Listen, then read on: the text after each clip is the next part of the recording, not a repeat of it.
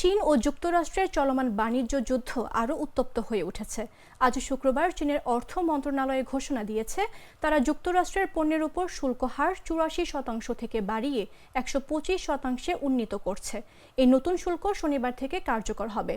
চীনের president Xi Jinping ইউরোপীয় ইউনিয়নকে বেইজিংয়ের সঙ্গে একত্র হয়ে যুক্তরাষ্ট্রের একতরফা নিপীড়নের বিরুদ্ধে রুখে দাঁড়ানো আহ্বান জানানোর কয়েক ঘণ্টা পরেই এ ঘোষণা আসলো। বেইজিংয়ের বাণিজ্য মন্ত্রণালয়ের মুখপাত্র বলেন, যুক্তরাষ্ট্রের শুল্ক নীতির কারণে বিশ্ব অর্থনীতি, বাজার ও বহুপাক্ষিক বাণিজ্য ব্যবস্থাগুলোর বড় ধাক্কা খেয়েছে। এই বৈশ্বিক অস্থিরতার সম্পূর্ণ দায় যুক্তরাষ্ট্রকেই নিতে হবে।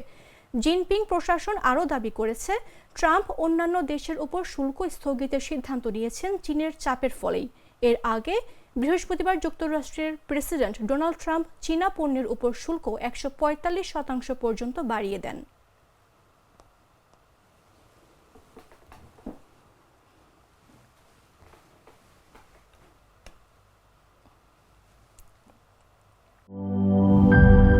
সিল্কোর সিল্ক অ্যান্ড শাইন, যাতে আছে আর্গান অয়েল ও ওট প্রোটিনের গুডনেস, যা আপনার চুলকে রাখে হেলদি অ্যান্ড শাইনিং।